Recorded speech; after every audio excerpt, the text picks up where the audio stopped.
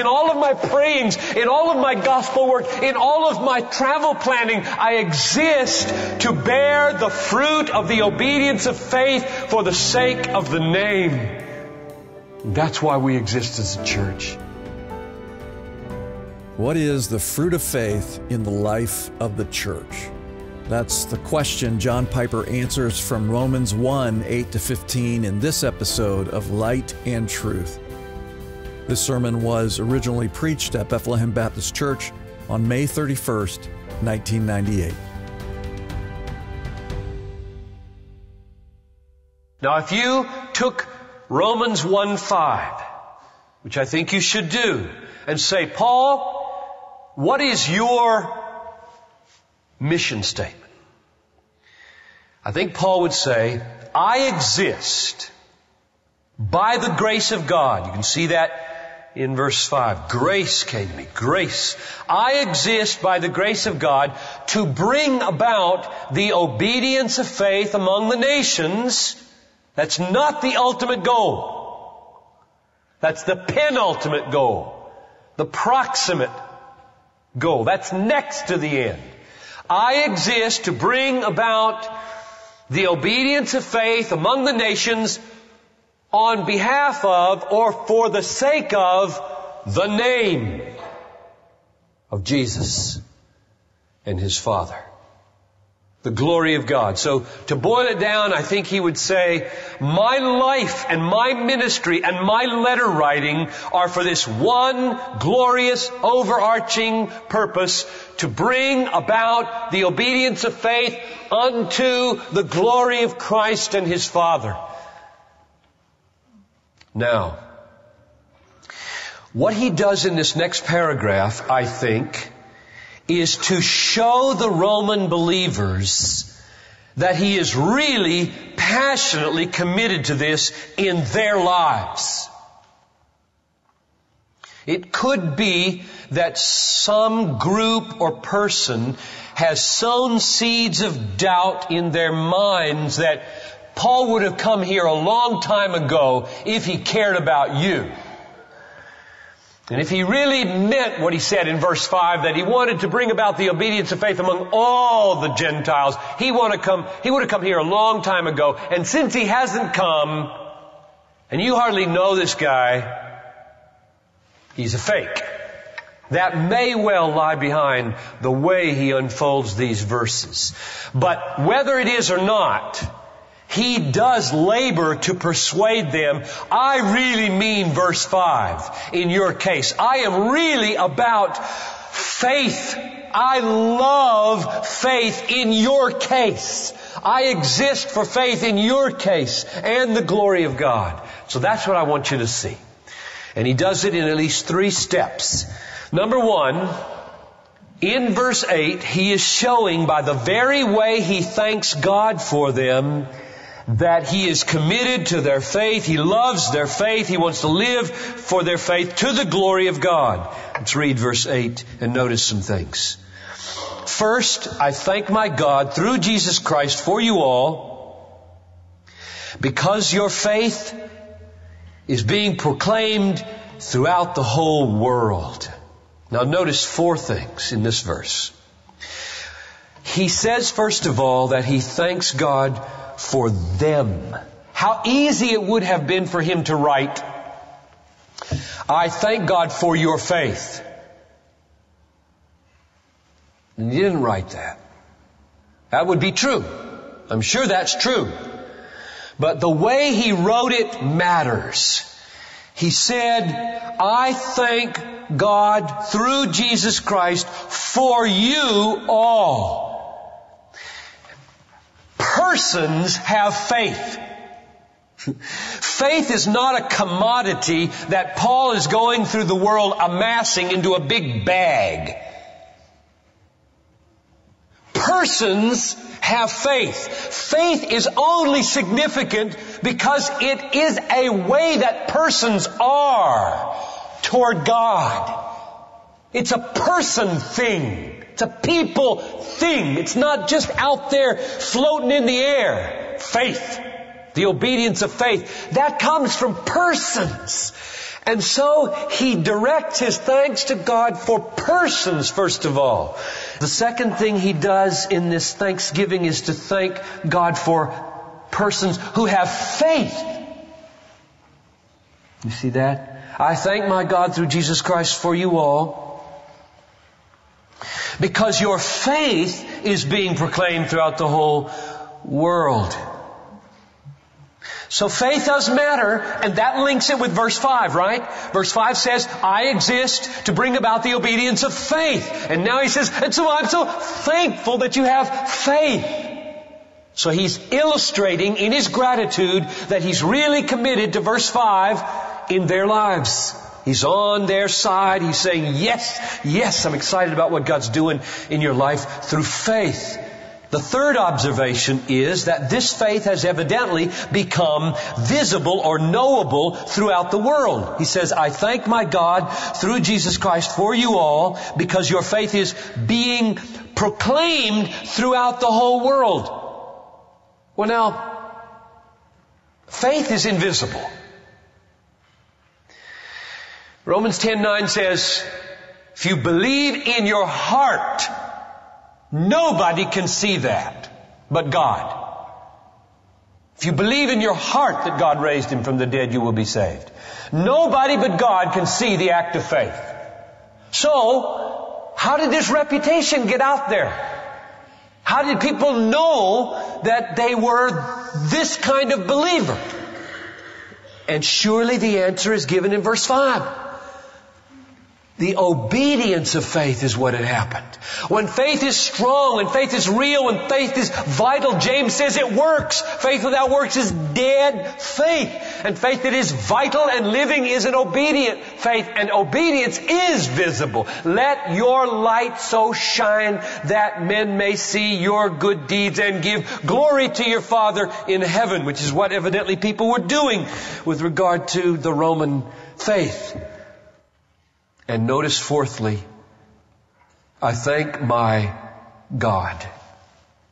He thanks God for persons who have become obedient believers. Why? Why not thank them? Why deflect the gratitude to God for something so profoundly inner and real and free and powerful like faith? And the answer is, it's a gift of God. You can see it confirmed in Romans 6:17. He says the same kind of thing again. He says, thanks be to God. Don't miss that. Thanks be to God that you who were once slaves of sin have become obedient from the heart. How did that happen? God did it.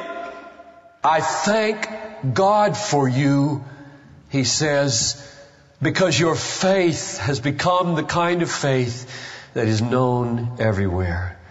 Now on this first point, we should surely learn that our life together should be devoted to the same thing Paul's is. We exist to spread a passion for the supremacy of God.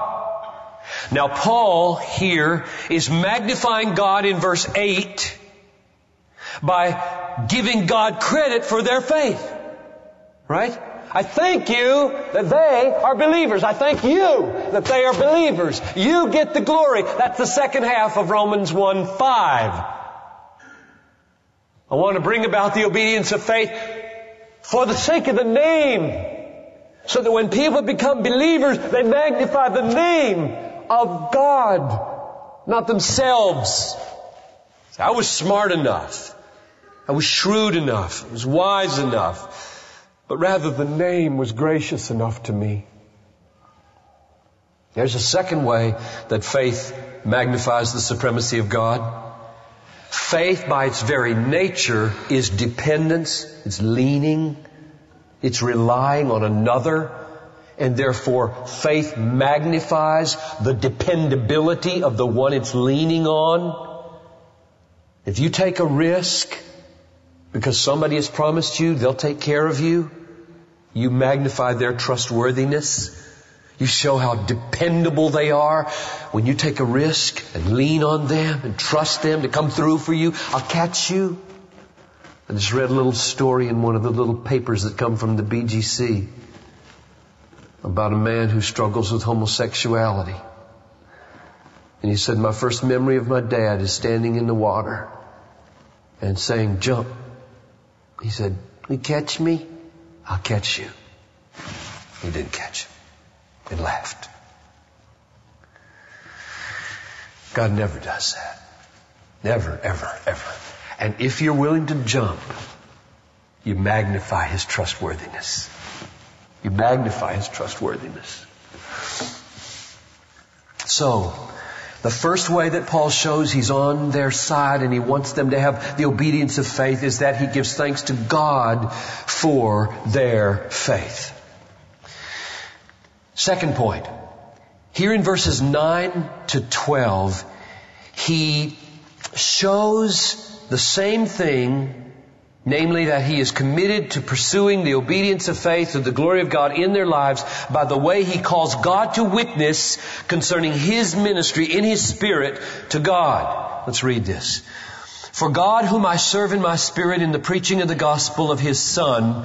Now there, I'm glad the NASB put preaching of thee in italics, because it isn't in the original. And I wish it weren't there in the NIV and in the NASB. It's not in the RSV. Literally, it should go like this. For God, whom I serve in my spirit in the gospel of His Son, is my witness as to how unceasingly I make mention of you. I'm going to come back to this and explain why I don't think this has anything to do with preaching and everything to do with praying.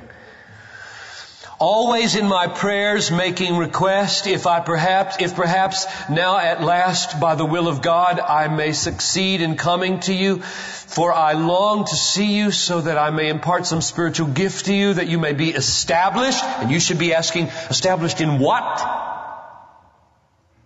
And link it again with verse 5. That is, that I may be encouraged together with you while among you, each of us by the other's faith, both yours and mine. Now here's what I think verse 9 means. You test this. I call God to witness something that's going on in my spirit. The reason I'm calling God to be my witness is because there's nobody else to call the witness, because this is happening in my spirit where nobody else can see. I am not talking about my preaching here. I'm talking about my praying. I think that's what the verse says. How do I serve God? Unceasingly I make mention of you in my prayers. You see that? For God, whom I serve in my spirit in the gospel of His Son, is my witness. How unceasingly. Now here's the ministry, here's the service that He's doing in His spirit to His God in the gospel. I am making mention of you unceasingly. Well, what's He saying? Unceasingly when He mentions them. Does He just say, Romans, Romans, Romans, Romans, Romans, Romans? That's not what He does. He doesn't just mention their name. He says something, and the content of what He says is given in verse 10. Always in my prayers making request. So verse 8 said He gives thanks, and now verse 10 says His prayers are relentless requesting. Always making request, if perhaps now at last, by the will of God, I may succeed in coming to you. So He ministers in His spirit, invisibly. Nobody can see this. I don't deny that Paul probably prayed in public and prayed for the Romans in public. But relentlessly and ceaselessly he is praying in his spirit, to whom only God can bear witness, mentioning the Romans over and over and over, asking, let me go to them. And that's what he wants them to know. And nobody can prove that to them if God doesn't cause them to believe him by his witness. Just in passing, notice the little phrase, by the will of God. Always in my prayers, making request, if perhaps now, at last, by the will of God, I may succeed in coming to you. Paul was absolutely submissive to the sovereign will of God. I want to go to Rome. I ask that you'd get me to Rome. I think they need me in Rome. My credibility is at stake in not getting to Rome. Nevertheless, not my will, but thine be done. Verse 11 answers the question, why are you asking God over and over and over to get you to Rome? He hasn't really made his point yet. I long to see you so that I may impart some spiritual gift to you that you may be established. And I said, in what? Established what? Strengthened how? What are you talking about? And surely the answer is in your faith, in the obedience of faith. This is verse 5 again. I want to come to Rome because I'm committed to my life mission in verse 5 to bring about the obedience of faith among all the Gentiles, including you who are in Rome. I want to speak in Rome so that more faith and more obedience happens. My service to God in my spirit on behalf of the gospel of His Son is a relentless, ceaseless crying out to God for you, first in thanksgiving and then in request, that I could come to you in order that I might say something that would establish you in the obedience of faith. Now, he's not satisfied with that verse. He's a little bit uneasy with the way he just said it. And the reason he's uneasy is the same reason I would be uneasy if I preached to you that I come to you Sunday after Sunday to bring about the obedience of faith in this church, and did not say verse 12, which I must say, and he wanted to say. That is what I really mean. Please don't misunderstand. That I may be encouraged together with you. Mutuality here. While among you, each of us, by the other's faith, both yours and mine. You see how he backpedals on verse 11? Verse 11, if you took it by itself, would sound like, here comes the apostle. He's got all the answers. He's got his total faith act together. He never needs any ministry from anybody else. He's always just bringing it about, bringing it about, bringing it about. And Paul knows, and John Piper knows, that ain't the case. And so he says, when I come to a church, and you want to read this, read Philippians. If you want to see how Paul loved the Philippian church, how they ministered to his need again and again. And now he's saying it to a church he's never been to. He says, when I come to you, I need you. I need you. And I say to Bethlehem, I need you. I need you. I need, I'm going to talk more about this next week, this mutuality of spiritual gifts he's going to talk about here. He says, I've got spiritual gifts. I want God to gift me so that when I open my mouth, faith happens among you and you become strong and your obedience spreads more and the name is magnified more around the world. Yes. And then he backs up and he says, and if you knew the struggles that I have as an apostle, or I'll just say, if you knew the struggles that I have as a pastor, you would know why verse 12 is in the Bible for an apostle and a pastor. I need your prayer. I need your gifts. God gifts you with wisdom, word, knowledge, healing, miracles. We need each other. The staff needs you. We do have something for you. We do our best to give our lives to you. But this is a church, folks. This is a body. And though in one sense we are shepherds, in another profound sense we are sheep. And we need the shepherd through these sheep to minister to us. So, let verse 12 sink in for Paul, sink in for me, sink in for the elders and the staff. The last point is very brief. Verse 13, he does the same thing. Namely, he gives them another glimpse to show that he's committed to his life mission in verse 5 of bringing about the obedience of faith for the glory of Christ. Now, I didn't stress in the previous point this. When he prays in verses 9 to 12 that God would enable him to get to Rome so that he could bring a spiritual gift. Who gives spiritual gifts? God. So he's praying to God that God would get him there. He's saying that when he gets there, God will give the spiritual gift so that getting him there is God's work, the gift is God's work, and therefore the faith is going to be God's work. And therefore, the last ultimate point of verse 5 is, for the sake of the name, he brings about the obedience of faith. It's all about God here. It's all about the glory of God. God's the worker and the giver.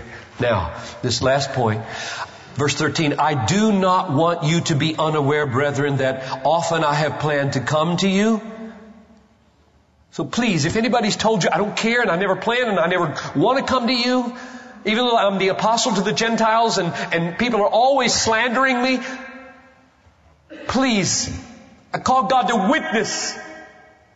I love you. I've tried to come. I've been prevented. I submit to the will of God. And the reason I've wanted to come, here's the last phrase we'll look at, so that I may obtain some fruit among you, even as among the rest of the Gentiles. Fruit among you, believers. What's that? Listen to Romans 6:22.